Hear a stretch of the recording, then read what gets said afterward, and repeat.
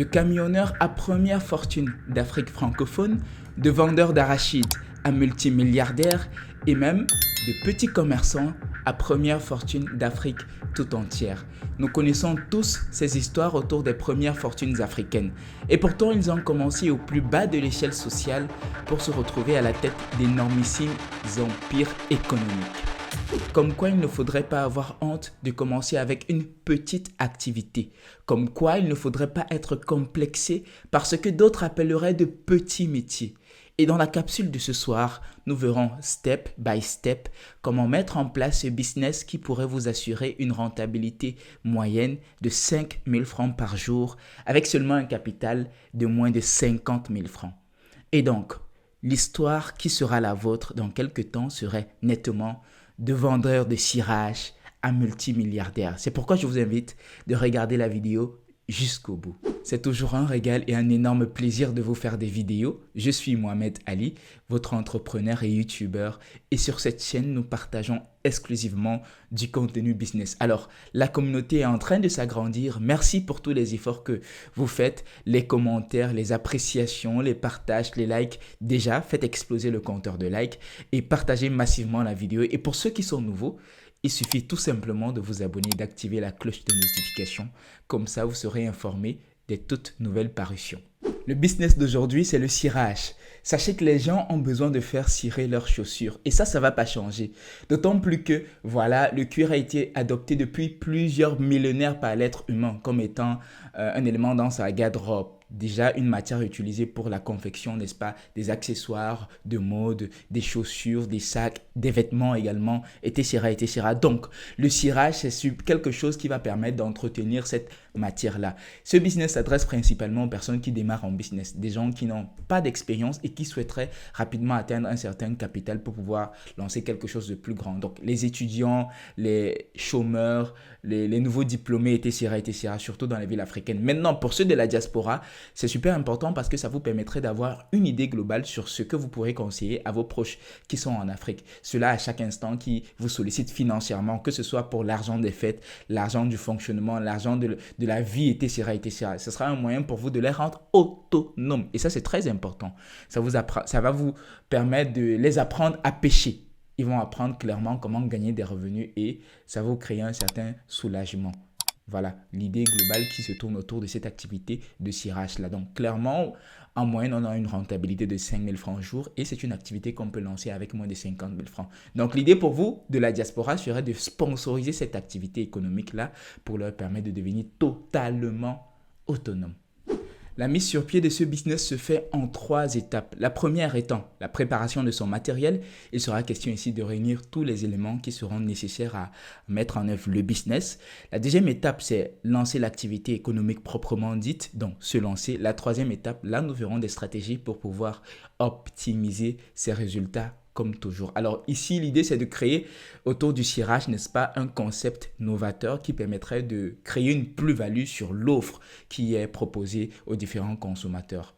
Alors pour le matériel nécessaire à gérer cette activité ou à lancer cette activité économique, comme premier élément, nous avons les cirages. Donc les cirages en pâte, la précision est nécessaire de couleur noire et marron parce que c'est les couleurs de cuir les plus communes.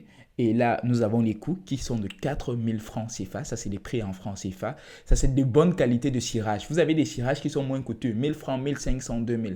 Mais là, on veut offrir quelque chose de spécial. Il faudrait que les clients d'aujourd'hui puissent nous recommander, puissent être des clients réguliers. Vous voyez un peu, parce que c'est très facile pour quelqu'un de dépenser moins de 500 francs chaque jour ou 3 fois ou 4 fois par semaine pour pouvoir entretenir sa chaussure.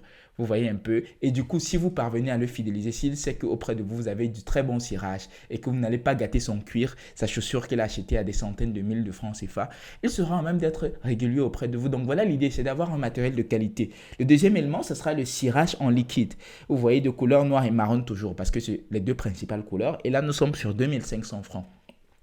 De cirage à 5 000 francs. Ensuite, nous avons les babouches. Les babouches, c'est comme la salle d'attente. Une fois qu'une personne vous a remis sa chaussure à faire cirer, vous devez lui remettre des babouches pour qu'il puisse attendre que vous polissez sa chaussure. Donc, les babouches sont intéressantes. Et là, on est sur 2 babouches. La babouche à 1000 francs. Là, on est sur des babouches autres que des babouches en gomme ou des babouches en plastique qu'on a l'habitude de consommer. Donc, il faut trouver un concept assez, ou du moins des babouches qui sont plus confortables que celles-là. Vous allez dans des marchés où vous allez voir d'autres formes de babouches à 1000 francs. Donc, vous en achetez 2 ou un peu moins de 1000 francs. Mais l'idée, c'est d'aller sur quelque chose de nouveau, en fait, d'offrir une nouvelle expérience aux gens.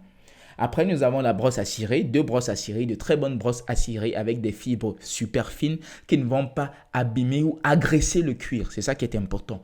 Donc là, on est parti sur 1500 francs, donc 2 brosses à cirer, 3000 francs. Après, on est sur des chiffons qui vont permettre de nettoyer la chaussure avant le cirage, avant le polissage. Donc là, on est sur 100 francs le chiffon, donc 10 brosses à 1000 francs.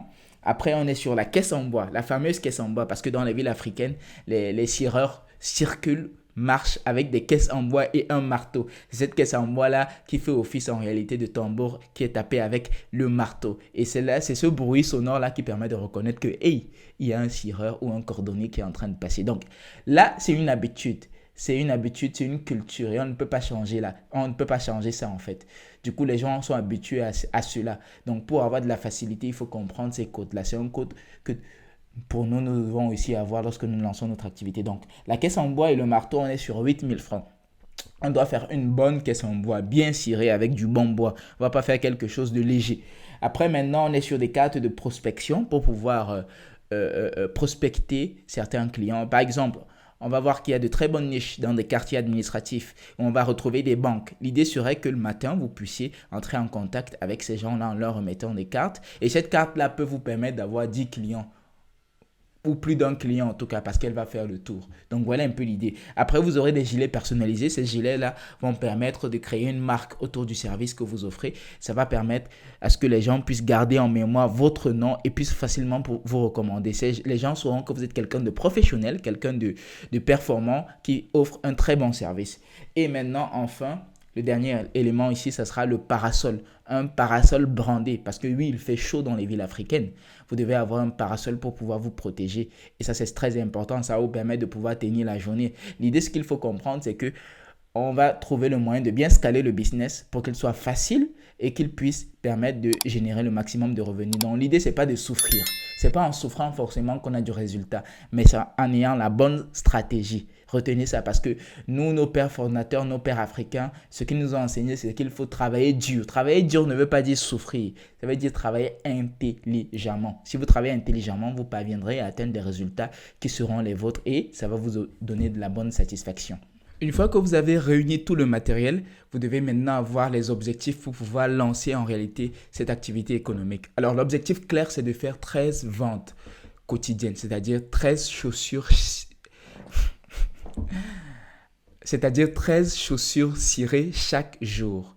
Et pour cela, vous devez avoir une très bonne stratégie. Et voilà celle que je vous propose. Première étape, c'est que votre journée est divisée en 2 grands moments. Premier moment, c'est la matinée, très tôt le matin. Et le deuxième moment, c'est dans l'après-midi, au moment de pause. Alors, le matin, de 6h à 8h, c'est le moment de prospection pour vous.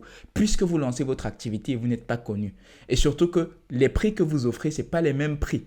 Les prix que vous appliquez sur les services que vous offrez, ce n'est pas les mêmes prix. Et les gens ne sont pas habitués à ces prix-là. D'accord? Par exemple, une chaussure cirée, vous la faites à 500 francs. Oui, vous allez penser peut-être que c'est super cher, mais je peux vous garantir que les gens vont payer ce prix si vous avez un très bon service. Puisqu'il y a des gens qui achètent des choses qui sont super chères. Pourquoi vous ne pouvez pas avoir un service cher?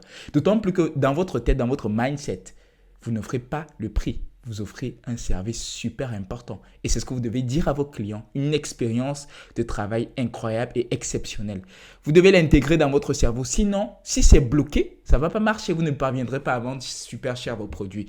Vous ne devez pas avoir ce blocus-là. C'est pourquoi l'objectif quotidien, c'est seulement 13 ventes.